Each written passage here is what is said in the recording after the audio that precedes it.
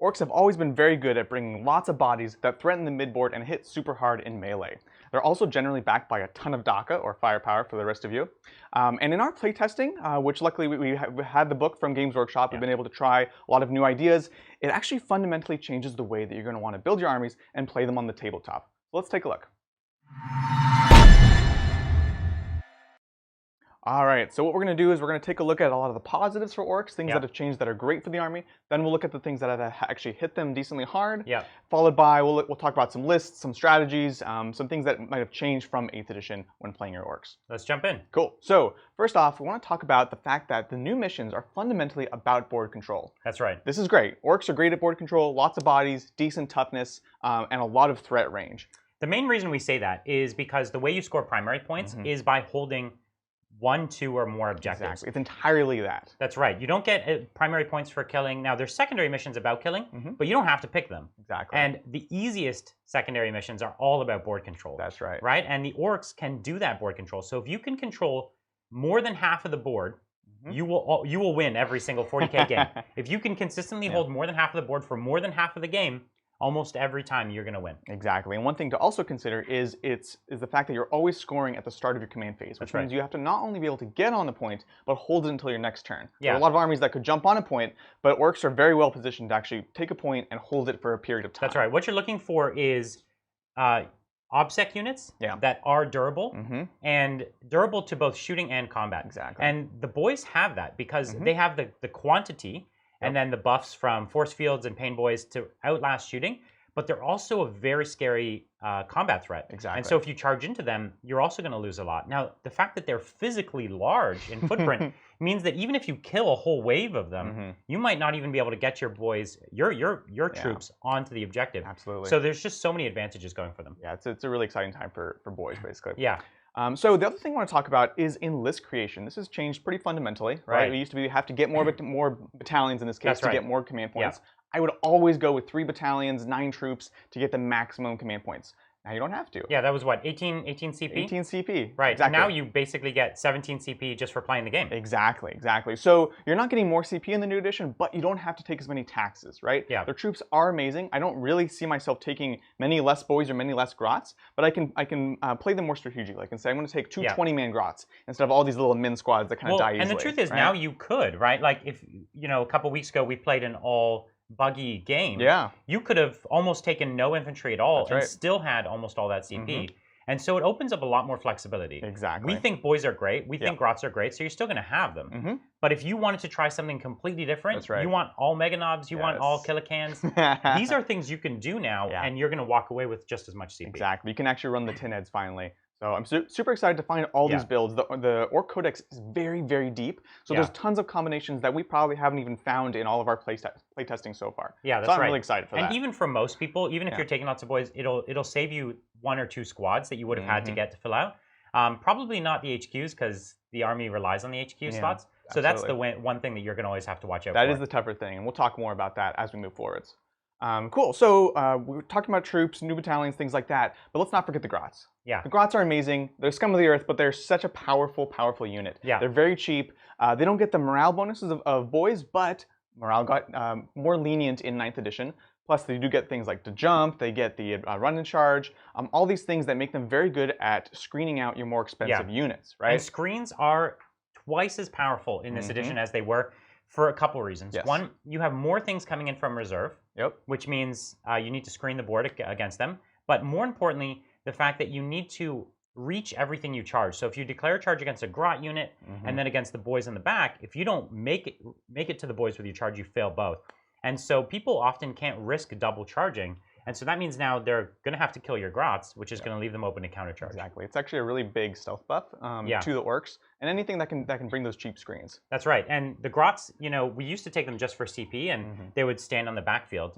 They can't really stand on the backfield anymore because now they're going to be more visible from line of sight. So their better job is actually upfield screening and allowing you to counterpunch and hit first. And they're also no longer liabilities. You kill a squad, sure, go for it. That's fine. You're not killing boys, it's such a waste because killing 10 grots is still 10 wounds. And often they have a 5-up field no pain, or a 5-up custom force field and a field no pain. Yeah, it's actually a lot of work to drop them, and then it's never worth it, right? Yeah. Absolutely. So they're great. Cool. So One other thing that changed about the game is the smaller board sizes, Yeah. right? Now, this does hurt to jump. There's no way around that, but Orks generally speaking wanted to play the mid board. They wanted to move up as a blob, keep all your support characters and things like that with you.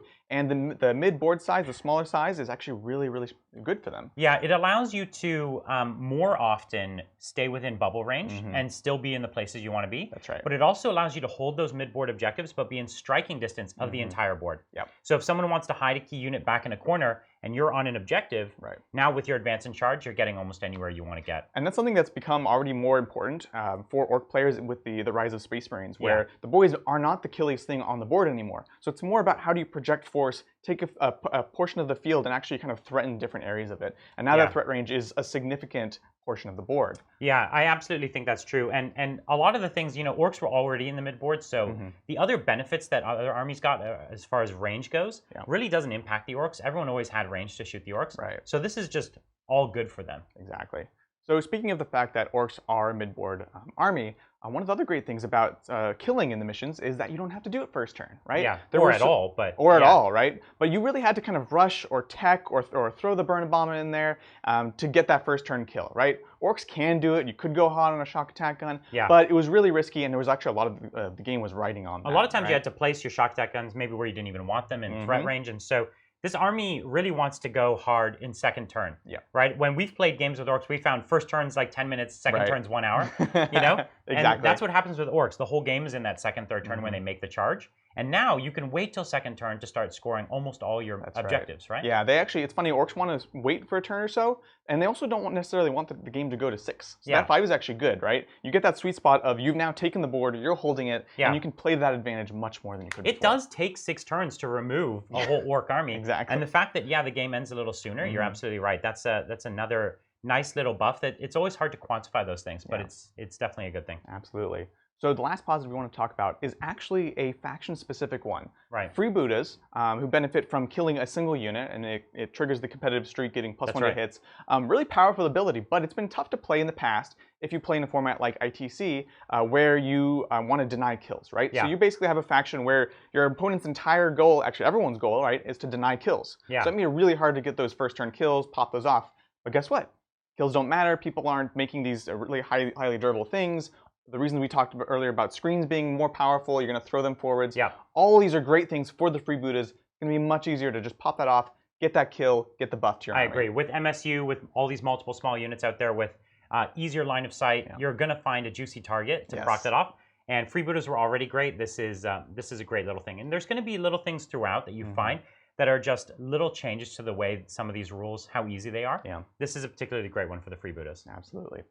So now, unfortunately, we have to talk about some of the negatives for Orks. Yeah, it can't all be buffs. I know, it's rough. But so let's talk about it. We'll also talk about some ways of getting around these negatives. Yeah. So one of the ones that hurt me the most when I saw it was the lack of wrapping, right? You can use the breakout stratagem to break out of units wrapping, tri-pointing, things like that. This was actually something that if you're an Ork player, you know that it's not just about killing. You can kill anything, you can crump anything, but it's about how you pin something to be immune to shooting and pile after that. And then with that being gone, that's a big hit. Well, and the Orks used to be particularly good at it because they had so many bodies. Yes. Right? That there were so many opportunities to wrap around, and also they had the fight twice stratagem, which in a pinch could allow you to get that extra movement and wrap around a unit to prevent them from falling back. So now that that strategy is not viable, you could find yourself overextended with a unit of boys, and when they're out of bubble range and out of the protections, and now they're kind of right in the middle of your enemy lines to get blasted. That's right. And so you're going to have to be more thoughtful and more careful than you were before. There is one silver lining to this, which is the new stratagem that you can pop when an opponent tries to fall back. Now, everyone's been getting excited about this, but I think Ork players and Horde players can get the most excited about it, right? Because when you're rolling 30 dice, that is a lot of mortal wounds to be triggering on 6s. Not to mention, if they're breaking out, they're taking additional losses from trying to break out. So you can easily wipe us. If you were in combat with something key, you could still wipe it. Exactly. So that's kind of a nice little trick you can consider. You take your pound of flesh. Yeah, exactly. You can wipe your tears with that. Yeah. So on a similar note, of course, tagging is less effective. Well, what do you mean by that? I love going against guard with tanks. I love tagging that wyvern. Bunch of AdMech vehicles. Absolutely. And vehicles can shoot now in combat, -1. So that's a lot less effective than it used to be, at least with large units of boys.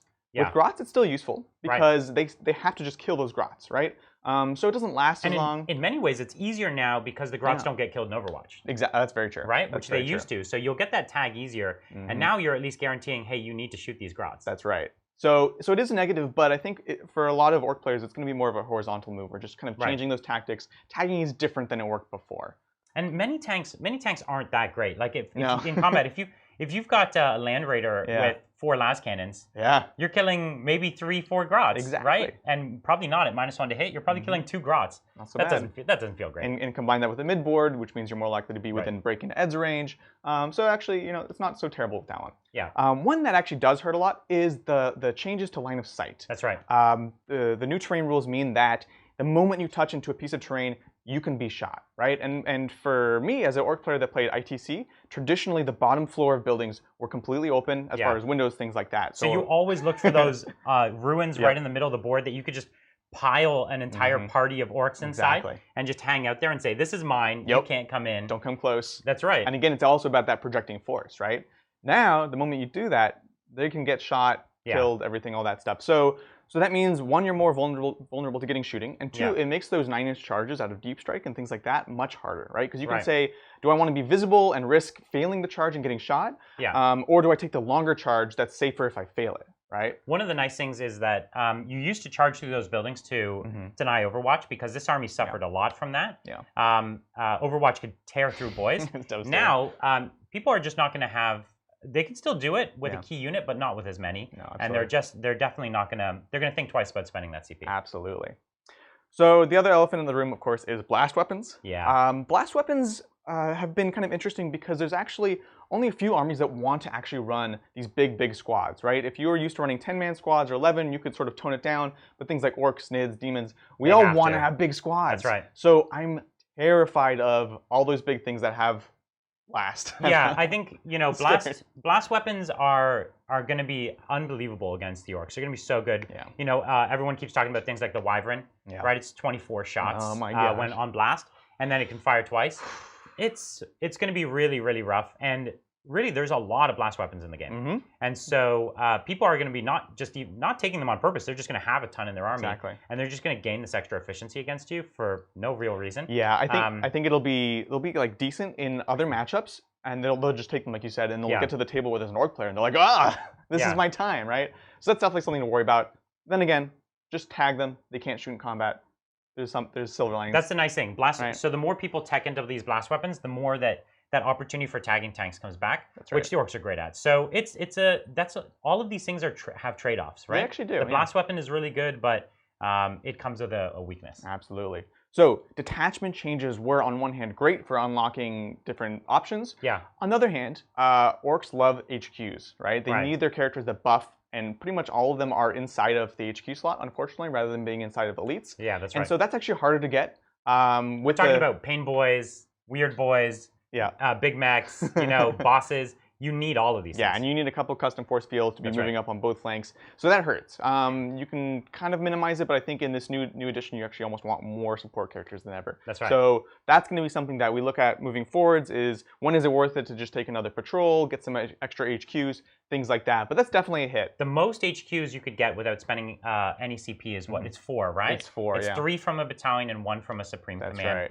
And so 4 is almost workable, but it's just a bit too small. It's just a bit too few, especially for me. The first thing I cut is weird boys, which then makes when they die more risky. Yeah. Things like that. So I think we're gonna have to find ways of working around that. Yeah, and so what that really ultimately means is that the Orcs actually have less CP, and they're already here starting with 1 CP less than they used to have. Yep. And then once you take even a cheap detachment, it's at least 2 CP. Yep. So now you're 3 CP down where you used to start, and that actually creates a bigger delta because you used to be the faction with the most, right? And now you're going to be one of the factions actually starting below. That's right. So it's actually kind of a big shift there. I'm a little nervous about that one. Yeah. And then a small addendum to the detachments changes is the fact that because you kind of want to have as few detachments as possible, you want to have as few factions as possible. And Orcs were one of the ones that would benefit a lot from like having some Evil Sun boys that run in, or what's popular and what I like right now is some Deathskulls with some Freebootaz. That's going to be much harder to do. You're going to want to go much more mono faction, which we'll talk more when we look at the lists.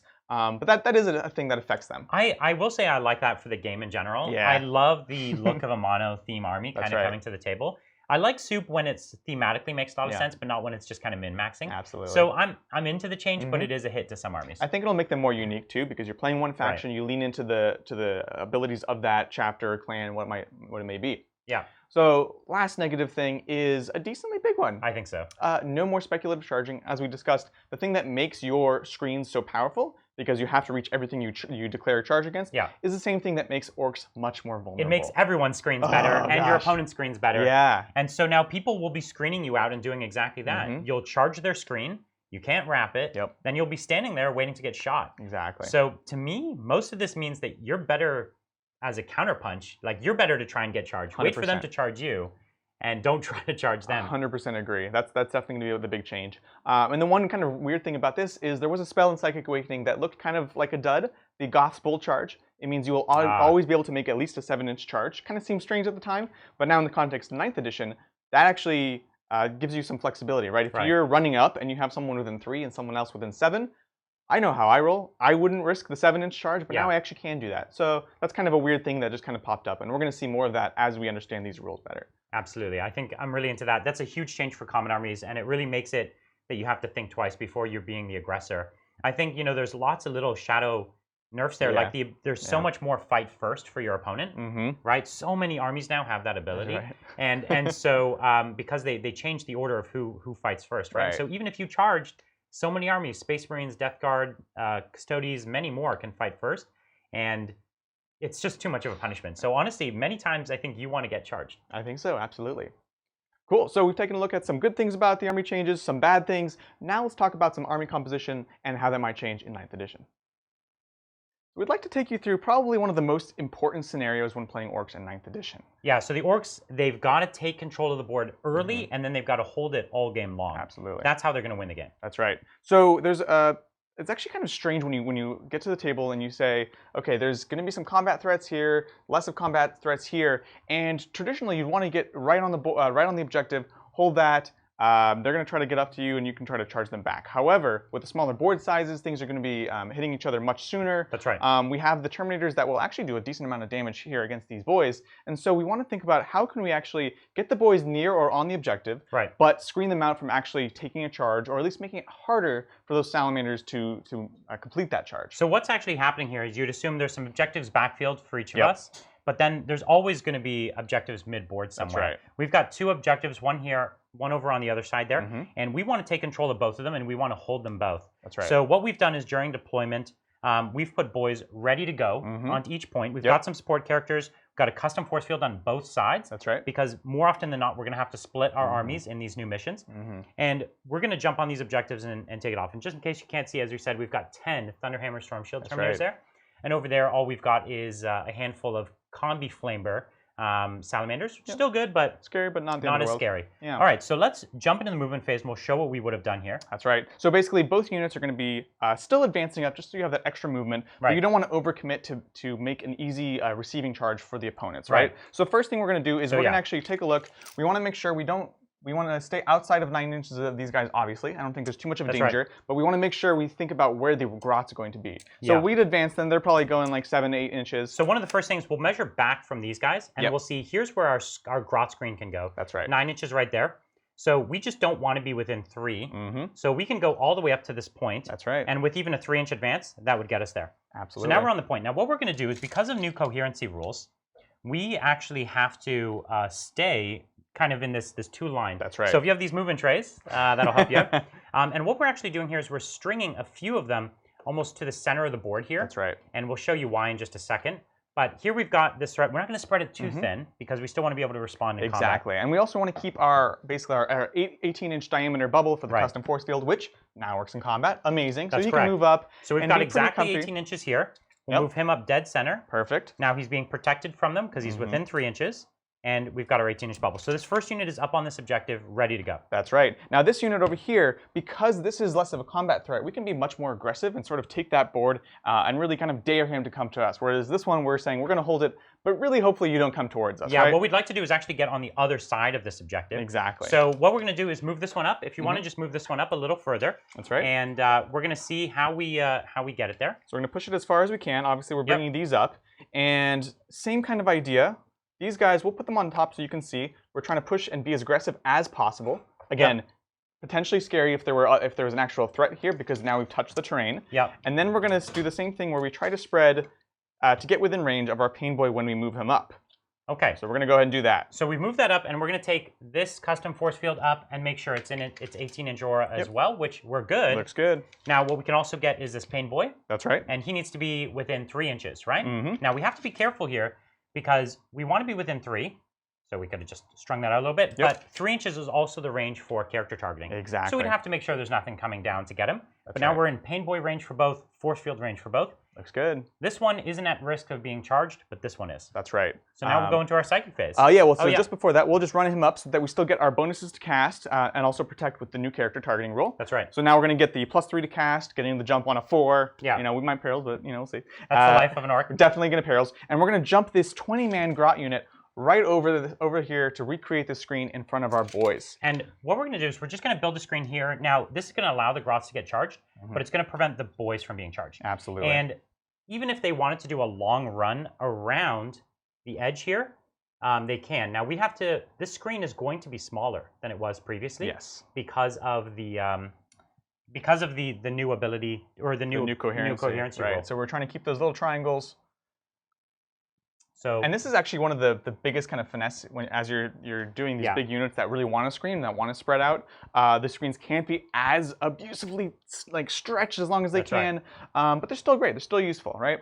Yeah. This is 20 grots, pretty cheap. And so here we are. We've moved the grots, and now we're protecting. So if these Terminators want to come in, they're gonna get to around here. And they before could have made a 7-inch charge to these boys, but now they can't. Exactly. And it's a very long charge around. They can't risk it. Right. Even if they could potentially make it before, they might have risked it.